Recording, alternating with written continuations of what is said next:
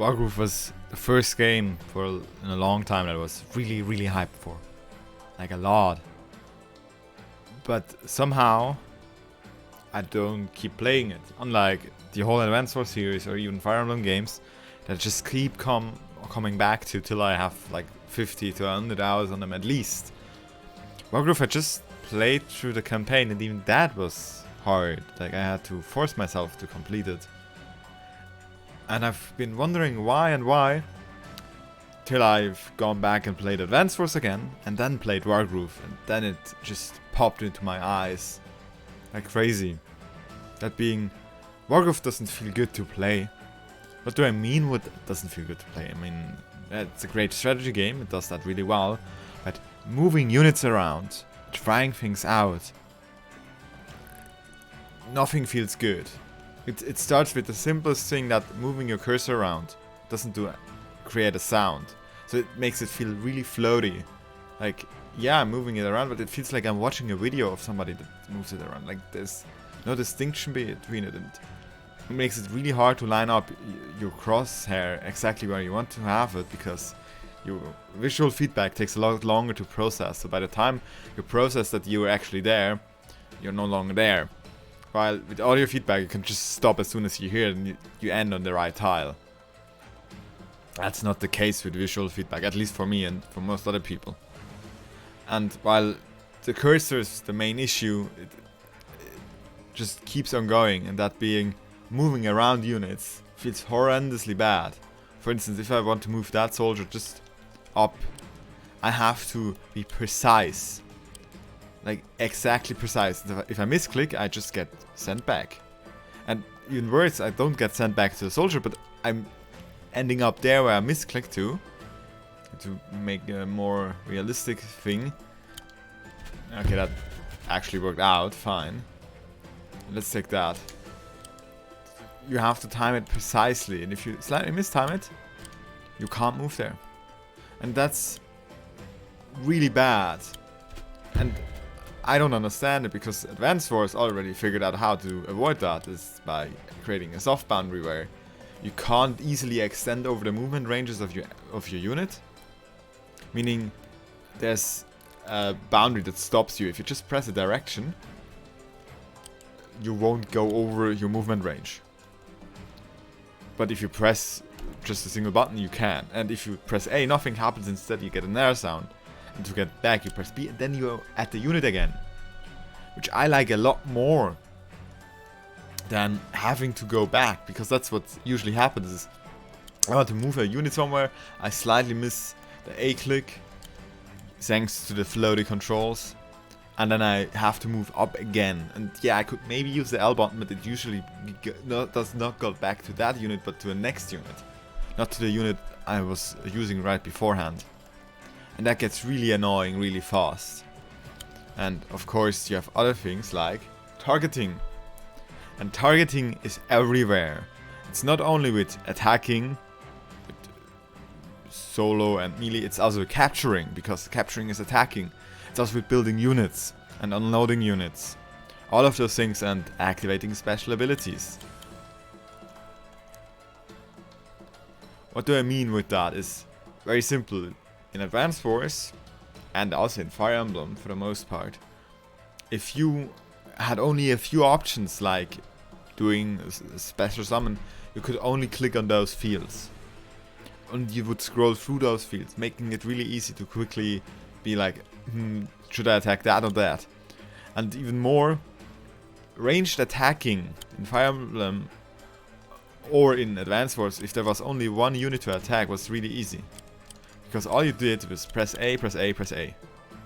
But here you have to move over it. There's no reason for that. At least bring me to the first target, but not even that they can do. I mean, I'm already pressing attack, so I'm guessing I want to attack something. So move my fucking cursor there. There's no reason for my cursor to stay here. And that's the main issue I have with the game. It's everywhere. The cursor, and also it doesn't disable cursor movement or interactions while on the enemy turn and stuff like that. It gets really annoying. It just feels horrendously bad and unpolished. For instance, building units, if you know in which direction you want to build them, so let's say I want to build a knight, then it's easy. You simply press the unit 1 to build in the direction at A.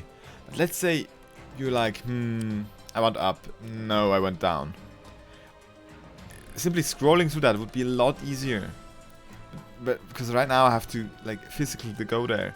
And the best thing, pressing A does nothing. Like if you pressed A and we're like, okay, I want to build something. Okay. And you scrolled around and you forgot that you're building it. There's no way for you to tell that. There's no info for you to get it. And of course, you can see that I can do stuff during the enemy's turn. And if I get my cursor over a normal field that's not a city, I can even pause the game and it just looks horrible. The camera spazzes around. It looks unpolished as all heck. And while we're at it, the animations are really smooth and all, but there's a slight lack of impact, especially with smaller units. With your normal foot soldiers, most command animations are excellent, but your foot soldiers, the animation are just really lacking. Then even more than that, there's no difference between crits and no crits. That's just the normal animation. And now I have a non-crit animation. Nothing. Like, yeah, it's nice. I can see the damage ranges, unlike in Advance Wars. In Fire Emblem you can though. You see if it's a crit, if it's blinking, right? So that is clearly a crit. And those animations are pretty fine. But still, the amount of impact they have is a lot less than Advance Wars animation. Don't get me wrong, you usually disable animations really quickly, because it just gets boring. But it's sad that in Advance Wars I have a lot more fun actually exploring them. And of course Advance Wars 2, in terms of backgrounds and stuff like that, is just killing it. Advance Wars 2 has different backgrounds depending on where your tile is surrounded by other tiles, while in this game, like in most other games, that's not the case. You only have mountain roads and stuff like that. And thanks to the fact that you don't even have cities, the amount of backgrounds is really low.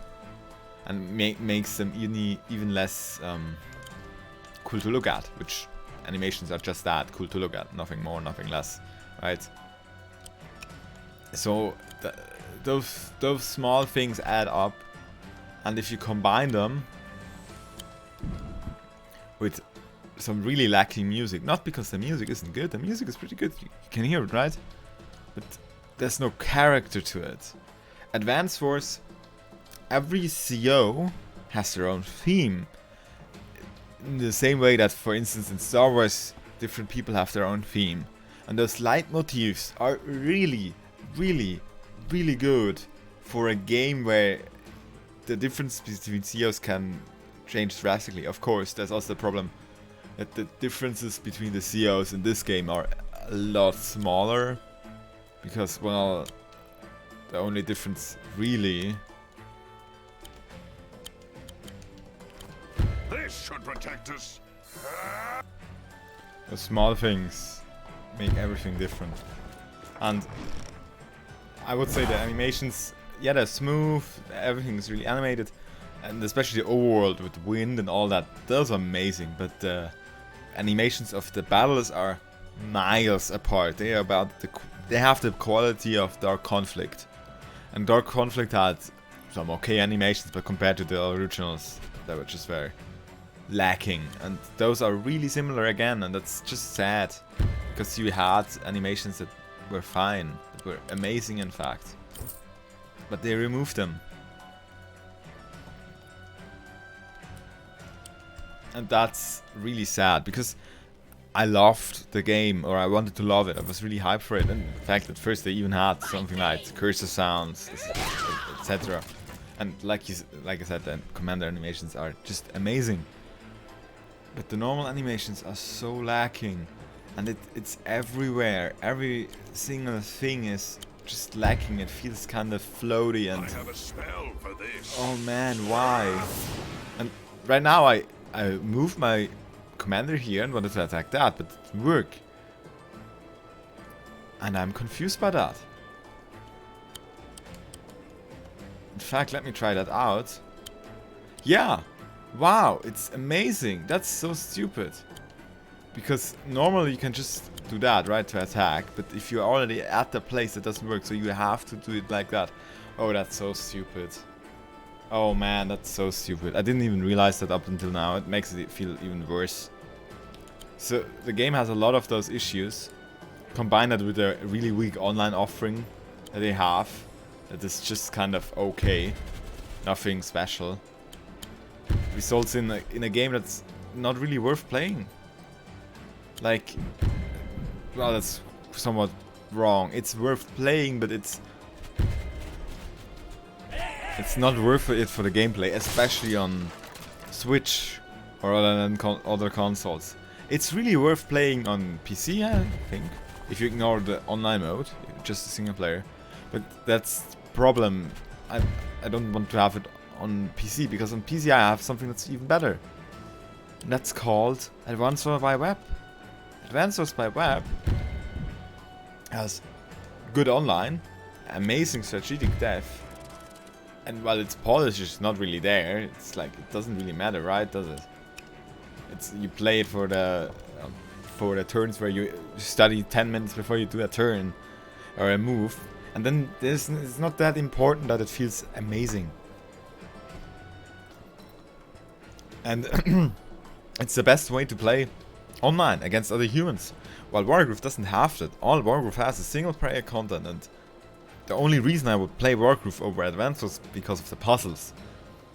And while, yeah, there are custom campaigns and all that, but those things are available over mods in Fire Emblem and Advanced Wars, so there's no reason for me to do it.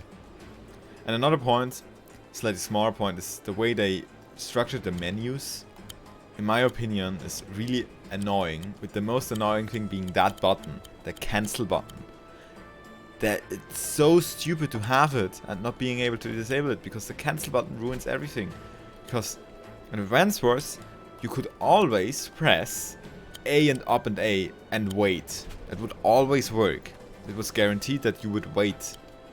All your characters would wait, but here, that's not the case, and in fact, ending your turn is done the same way. And while I can understand that they changed things, I would have loved an option for it simply to be identically to the Advance Wars controls. That way, it would have been much more fun. And of course, there's also the fact that capturing buildings is a lot less effective. Capturing buildings in Advance Wars was really, once you capped something, it was really hard to get rid of it again. That was kind of the beauty behind it. Capping a city was hard in the front lines, but if you did that, it was hard to be removed. And that's not the case here. So let me show it. If I move that character here, wait is on the second turn. So the only reasonable way I can always make a character wait is by pressing up and up. That's the only way. And it's so annoying because I never used the cancel option. I've never used it. I've played through the whole fucking campaign and even a bit of online. It's useless because you have a B button. And even on the PC, you simply click outside the menu and you cancel it. What's the problem? And while we had stupid things, why can't I see beyond the battlefield? Like, I can understand it on the side if a map is too not enough wide or not tall enough. But this map just, I scroll down and I just lose real estate. There's no reason for me not to show. Why do I scroll that far? If I only scroll till the bottom, I would see half more. I just lose visual information, and that's a small thing, but the game has so many of those small things that after a while you just get tired of them. Yeah, like I said, if I want to move specific, it doesn't feel good. Just playing it doesn't feel good. And so many options. That's my main issue with wargroove, and why I think it failed. Not in terms of it not being a great game, or in terms of sales, but in terms of being a successor to Advance Wars. It failed because Advance Wars 2 and so on, they are just, mostly Advance Wars 2 and Advance Wars Soul Strike, those two games are so much more polished. And Advanced Wars Dual Strike even shows you how to create a menu and create a game that's both compatible with a gamepad and a touchscreen. And the touchscreen is really close to a mouse. And the fact that wargroove doesn't give me enough options to make it feel good with a controller is just stupid. And of course the option menu itself, you have to scroll through it with R1 and L1, and it doesn't tell you that anywhere. So you will only figure it out after you go through the languages and change stuff, which is not too bad. But once again, it's a small thing. Just if you use weird key settings, make them obvious. Just you even have place up there besides general. Just add an L1 and an R1 on the other side. There's, like I said, there are not enough options for it to make any sense. There are a few like automatically ending turns that are pretty good. I like that. But that's it. And I also like the fact that you can easily skip combat animations similar to Advance Wars DS. Because there that was also the case. But otherwise it fails. Wargroove fails as a successor to Advance Wars. It's amazing in a lot of ways, but it's not as good, as polished, or as dressed up as Advance Wars 2 was. Advance Wars 2 came out over 15 years ago.